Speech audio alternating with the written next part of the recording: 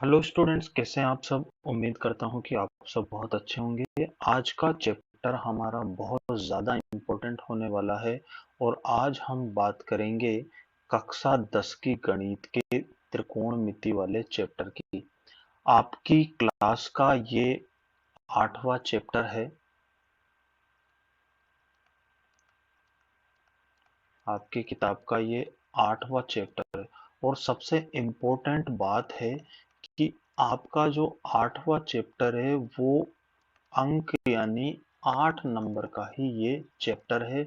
इसमें से एक बड़ा क्वेश्चन भी आएगा जो कि 4 नंबर का होगा।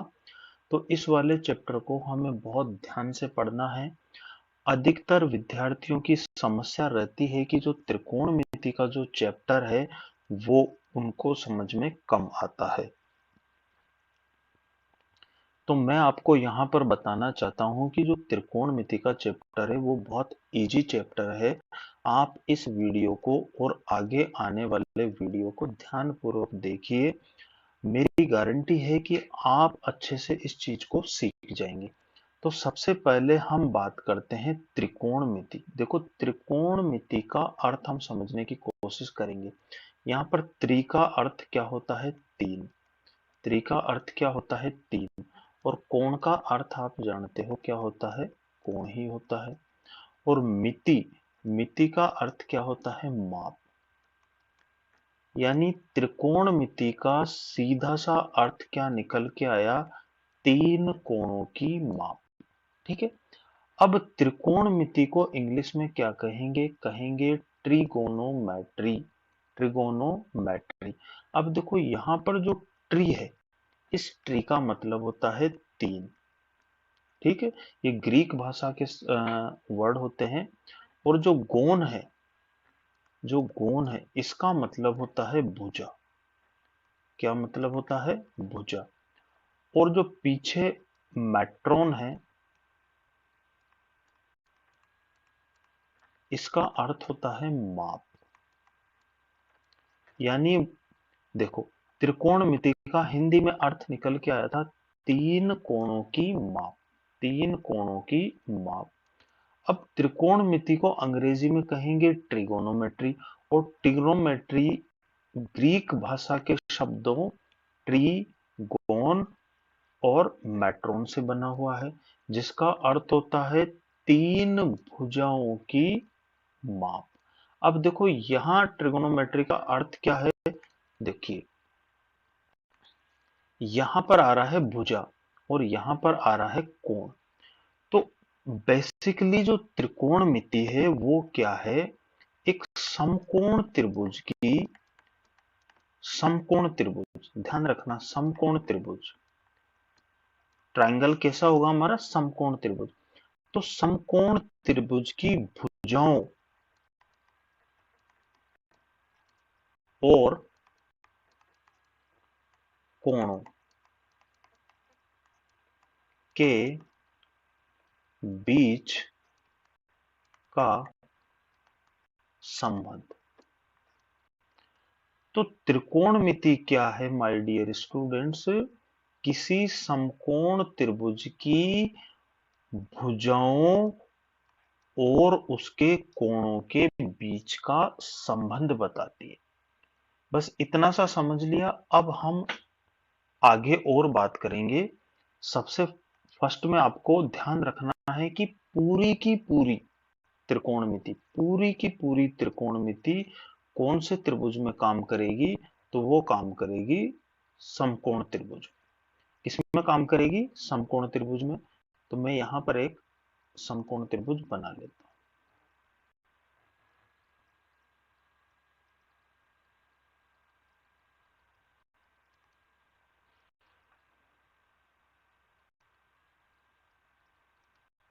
मैंने ये एक समकोण त्रिभुज ड्रॉ कर लिया है।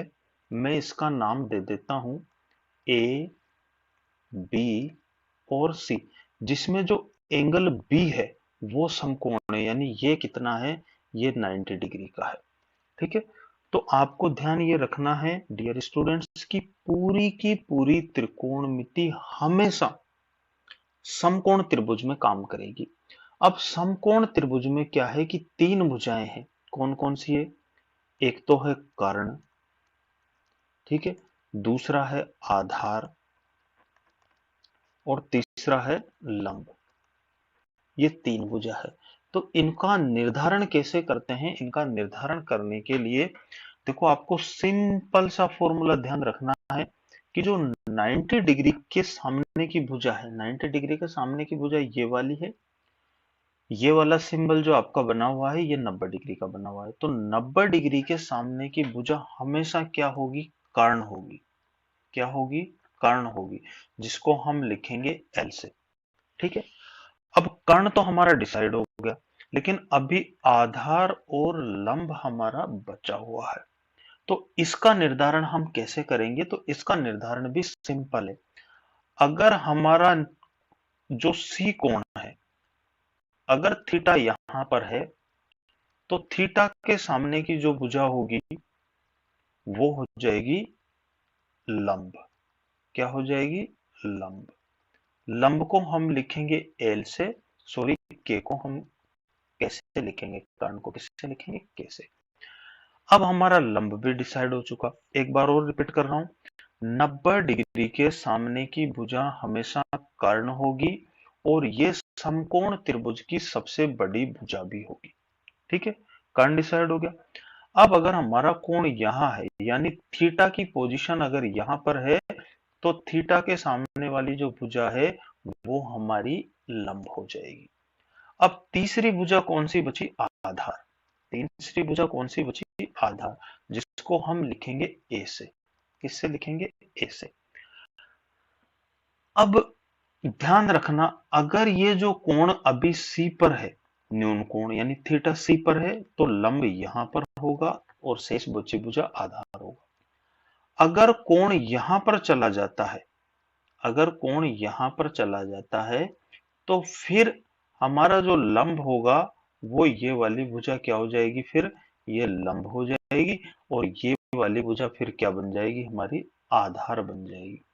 तो जो लंब की पोजीशन है वो थीटा पर डिपेंड करती है। ठीक है। तो अभी फिलहाल मैं कोण सी पर ही रखता हूं, तो हम कोण सी के लिए ही बात करते हैं। ठीक है, कोण सी पर बात करते हैं। अब तीनों हमारी भुजाएं फिक्स हो गई, इतना आपने समझ लिया। अब आपको क्या करेगा प्रश्न? इन तीनों में से कोई सी दो भुजा देगा। हो सकता है कर्ण दे दे, आधार दे दे और लंब पूछ ले। हो सकता है लंब दे दे, आधार दे दे और कर्ण पूछ ले। या हो सकता है कर्ण और लंब दे दे और आधार पूछ ले। मतलब तीनों में से कोई सी दो भुजाओं की माप आपको देगा और तीसरी भुजा आपको निकालनी होगी। तो इसके लिए आपको माय डियर फ्रेंड्स एक फॉर्मूला है, पाइथागोरस प्रमेय। क्या है? पाइथागोरस प्रमेय। ये आपको याद होगा और यदि नहीं है तो आप इसको याद कर ले। पाइथागोरस प्रमेय क्या होता है? ये समकोण त्रिभुज में ही काम करता है, यानी किसी समकोण त्रिभुज का जो कर्ण है उसका जो स्क्वायर है वो शेष दो भुजा यानी आधार का वर्ग प्लस लंब का वर्ग, ये पाइथागोरस प्रमेय है। यानी जो कर्ण है, कर्ण क्या होता है? 90 डिग्री के सामने की भुजा कर्ण होती है और समकोण त्रिभुज की सबसे बड़ी भुजा भी कर्ण होती है। तो सबसे बड़ी भुजा का वर्ग शेष दो भुजाओं के वर्गों के योग के बराबर होता है। यहाँ इस फॉर्मूले से हम क्या करेंगे कि जब हमें दो भुजाएं दी हुई होगी तो इस फॉर्मूले से हम उसकी तीसरी भुजा निकाल लेंगे। ठीक है, यहां तक का मैटर क्लियर हो गया। अब आगे हम बात करते हैं। देखिए, अब मैं यहां पर एक नाम लिख रहा हूं जो कि मेरा नाम है। अब आप कह रहे हो, सोच रहे होंगे कि सर आपने अपना नाम क्यों लिखा, इसका ट्रिग्नोमेट्री में क्या संबंध है? देखिए, मेरा नाम है राम जी लाल। ठीक है, तो जो नाम का पीछे का हिस्सा है ना, ये आपके लिए बहुत इंपॉर्टेंट है, लाल। अब आपने छोटी कक्षाओं में क, ख, घ, घ, ड़ यानी कक्का क्या सीखा था? कक्का। यानी यहां हम इंग्लिश में लिखेंगे कक्का। अब जो मेरे नाम का पीछे का हिस्सा है ना, लाल, इसको ले लीजिए आप, एल ए एल, और बटे में क्या लिख दीजिए, के ए। क्या लिख दिया हमने? लाल बटा कक्का, यानी पीछे के जो हिस्सा है उसके नीचे हमने कक्का लगा दिया। अब यहां अपोन का साइन लगा दीजिए, ठीक है, लगा दिया। अब यहां हम क्या करेंगे कि देखो ये हमारा बन गया पहला, सॉरी, एक सेकंड,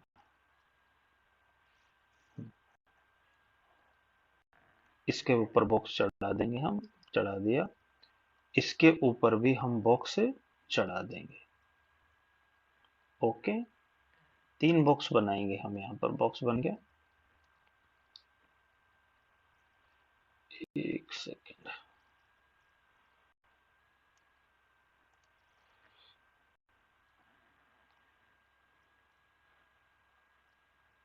ध्यान से देखिएगा। हमने कौन सा फॉर्मूला लिखा? लाल बटा कक्का। अब जो एल, एल का मतलब देखो मैं आपको बता देता हूं। अभी एल का मतलब था लंब, हमने पीछे देखा था। ए का मतलब था आधार, और के का मतलब था कर्ण। ध्यान रखना, लंब को हमने एल से लिखा, आधार को हमने ए से लिखा, और कर्ण को हमने के से लिखा। तो यहां पर लिख देना है साइन थीटा, यानी साइन थीटा का फॉर्मूला क्या बन के आ गया? साइन थीटा का फॉर्मूला बन के आ गया, यहां लिख देता हूं, क्या है? एल अपॉन के। कैसे पढ़ेंगे इसको? एल अपॉन के, यानी एल मतलब लंब बटा कर्ण, लंब बटा कर्ण, ये साइन थीटा का बन के आ गया। दूसरा वाला जो है कोस थीटा का हो जाएगा। किसका हो जाएगा? कोस थीटा का। तो कोस थीटा बराबर क्या हो गया? ए अपॉन के, यानी आधार बटे कर्ण। और तीसरा हो गया tan theta. Ten tan theta का मतलब अब क्या हो जाएगा? एल अपॉन ए, यानी लंब बटे आधार। अब यहां पर टेन का अपोजिट होता है कोट, तो यहां लिख देंगे हम कोट थीटा। तो कोट का मतलब क्या हो जाएगा? आधार बटे लंब, यानी नीचे से लिखेंगे ए अपॉन एल, आधार बटे लंब। और कोस का अपोजिट क्या होता है? Sec theta. तो सेक थीटा का क्या मतलब हो जाएगा? के अपॉन ए, यानी कर्ण बटा आधार, कर्ण बटा आधार हो जाएगा। और साइन थीटा का उल्टा होता है कोसेक थीटा। तो कोसेक थीटा बराबर क्या हो जाएगा? के बटा एल, यानी कर्ण बटा लंब। तो ये हमने जो sine theta, cos theta, tan theta, cot theta, sec theta और कोसेक थीटा ये लिखे, इन्हीं को हम क्या बोलते हैं? त्रिकोणमितीय अनुपात। क्या बोलते हैं? त्रिकोणमितीय अनुपात। क्या बोलेंगे डियर स्टूडेंट? त्रिकोणमितीय अनुपात। यही होते हैं त्रिकोणमितीय अनुपात। कितने होते हैं? देखो 6 होते हैं। 3 तो sign theta, cos theta, tan theta, और 3 इनके उल्टे हो गए, कोट थीटा, सेक थीटा और कोसेक थीटा। तो ये 6 हमारे क्या हो जाएंगे? त्रिकोणमितीय अनुपात। उम्मीद करता हूं कि यहां तक आपको सब समझ में आ रहा होगा। एक बार रिपीट कर रहा हूं, साइन थीटा का फॉर्मूला क्या हो जाएगा? देखो ऊपर से देखेंगे, ऊपर है ना साइन थीटा, यहां बैठा है, तो एल अपॉन के लंब बटा कर्ण हो जाएगा। कोस थीटा का क्या हो जाएगा? आधार बटे कर्ण हो जाएगा। टेन थीटा का क्या हो जाएगा? लंब बटे आधार हो जाएगा। अब कोट थीटा का निकालने के लिए नीचे से देखेंगे तो क्या हो जाएगा? ए अपॉन एल हो जाएगा ना, आधार बटे लंब। सेक थीटा का क्या हो जाएगा? नीचे से देखेंगे कर्ण बटे आधार, ठीक है। कोसेक थीटा का क्या हो जाएगा? कर्ण बटे लंब। यहां तक आपने देखो 2 चीजें तो अच्छे से सीख ली है। नंबर 1 चीज की सारी त्रिकोणमिति कौन से त्रिभुज में काम करेगी? समकोण त्रिभुज में काम करेगी, ठीक है। समकोण त्रिभुज में आपको थीटा की पोजीशन इंपॉर्टेंट है। अगर थीटा यहाँ है तो लंब ये वाला होगा, अगर थीटा यहाँ है तो फिर लंब ये वाला होगा। कर्ण आपका हमेशा 90 डिग्री के सामने होगा, और तीसरी शेष भुजा आधार हो जाएगी। समकोण त्रिभुज में आपने पाइथागोरस प्रमेय ध्यान कर लेना है। पाइथागोरस, क्या होता है, कर्ण का जो स्क्वायर होता है वो आधार स्क्वायर और लंब स्क्वायर के योग के बराबर होता है। तीसरा इंपॉर्टेंट फॉर्मूला है लाल बटा कक्का। ये बहुत इंपॉर्टेंट है। लाल मतलब मेरे नाम के पीछे का हिस्सा और कक्का आपने छोटी कक्षाओं में सीखा था। अब यहां तक का काम कंप्लीट है। अब बिल्कुल हम एक छोटा सा उदाहरण लेके और आपको समझाएंगे, फिर हम एक्सरसाइज के क्वेश्चन नेक्स्ट वीडियो में करेंगे। ठीक है। अब सपोज कीजिए कि आपको टेन थीटा की वैल्यू दी हुई है। इसकी वैल्यू दी हुई है 10। अब देखो टेन थीटा, यहां पर आप फॉर्मूला हमेशा दिमाग में रखिए, लाल बटा कक्का। तो आपको 3/4, सपोज कीजिए कि आपको टेन थीटा की वैल्यू 3/4 दी हुई है और आपसे पूछ रहा है कि भाई थीटा के लिए, थीटा के लिए शेष त्रिकोणमितीय अनुपात बताओ। शेष त्रिकोणमितीय अनुपात बताओ। सपोज करो, अब कितने त्रिकोणमितीय अनुपात है टोटल? 6। 6 में से एक तो दिया हुआ है, 5 और बताने आपको।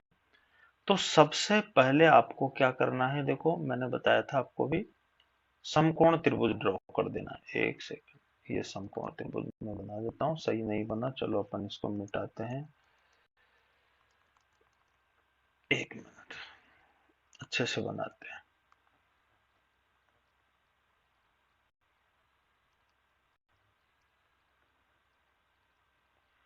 ये मैंने एक रफ डायग्राम बना दिया। ओके, ये हमारा हो जाएगा 90 डिग्री। इसका नाम हम कुछ भी दे देते हैं, जैसे हमने दे दिया ए दे दिया, बी दे दिया और सी दे दिया। अब देखो ये तो 90 डिग्री के सामने की क्या हो गई, आपकी कर्ण हो गई। ठीक है। अब हम थीटा यहां पर डिसाइड कर लेते हैं कि थीटा यहां पर है, तो फिर ये हमारा क्या हो गया, ये भुजा हमारी हो गई लंब। हमने देखा था अभी थीटा के सामने की हो जाएगी लंब और शेष बची क्या हो जाएगी, आधार। अब टेन थीटा, अब टेन देखो पहला होता है साइन का, दूसरा होता है कोस का और तीसरा होता है टेन का। तो टेन थीटा का मान हमें दिया हुआ है ना, इसका मतलब है कि टेन थीटा लाल बटा कक्का फॉर्मूला से क्या हो जाएगा, एल अपॉन ए, यानी 3/4 दिया हुआ है हमें और टेन थीटा का लाल बटा कक्का से क्या फॉर्मूला हो जाएगा, एल अपॉन ए।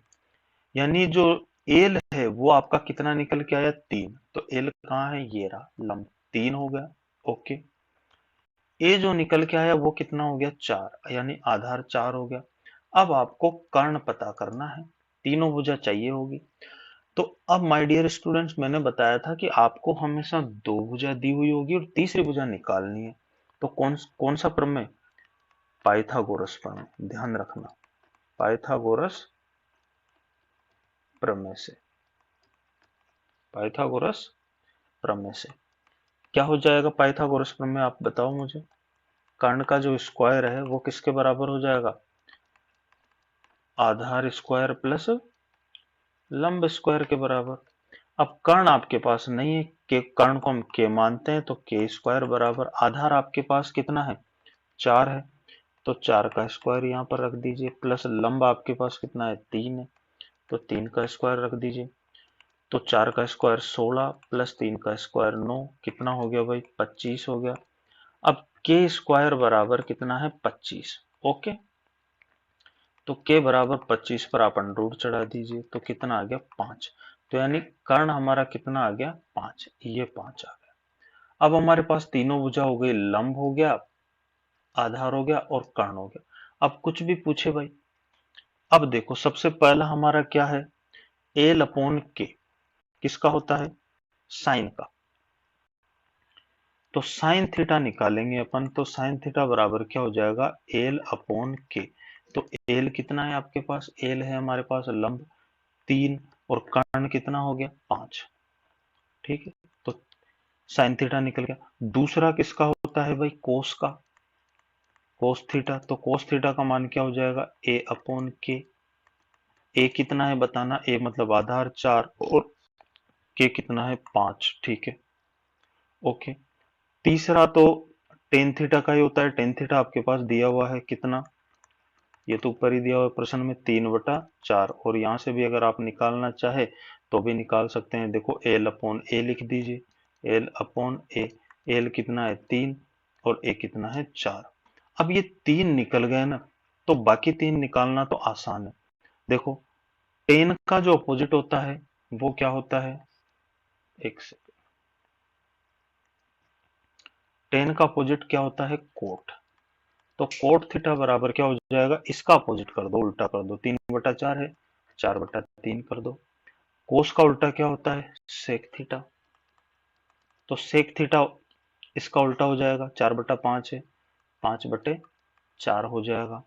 और साइन थीटा का अपोजिट होता है कोसेक थीटा। क्या होता है, कोसेक थीटा। अपोजिट मतलब 3/5 है तो कितना हो जाएगा, 5/3। तो ये हमने एक छोटा सा उदाहरण लेकर आपको बताया कि किस तरह से दो भुजा दी हुई होने पर हम पाइथागोरस प्रमेय से तीसरी भुजा फाइंड कर लेते हैं, और उसके बाद फिर पूरे 6 के 6 त्रिकोणमिति अनुपात लाल बटा कक्का से हम ज्ञात कर सकते हैं। तो उम्मीद करता हूं डियर स्टूडेंट्स कि यहां तक का कंटेंट आपको अच्छे से समझ में आ गया होगा। यदि अच्छे से समझ में आया है तो वीडियो को कर दीजिए लाइक, और कमेंट में यस लिख दीजिए, और अपने दोस्तों को भी वीडियो को फॉरवर्ड कर दीजिए। और यदि आपको वीडियो में कोई कमी लगी हो तो आप कमी के लिए भी कमेंट कीजिए, ताकि मैं नेक्स्ट वीडियो में उसको सुधार सकूं। और चैनल को सब्सक्राइब करना तो बिल्कुल मत भूलिए, क्योंकि अब हमें साथ में मिलकर पढ़ना है, और आपकी प्रॉब्लम ही अब मेरी प्रॉब्लम होगी। और त्रिकोणमिति का बिल्कुल मैं आप लोगों को मास्टर बना के छोड़ूंगा, ये मेरी गारंटी है। तो बिल्कुल इस कंटेंट को आप अभी दोहराए, उसके बाद ही रेस्ट कीजिए। आज की वीडियो में बस इतना ही, मिलते हैं नेक्स्ट वीडियो में। तब तक अपना ध्यान रखिए, अच्छे से पढ़िए और फुल मार्क्स लेकर आइए। चलिए, थैंक यू, बाय।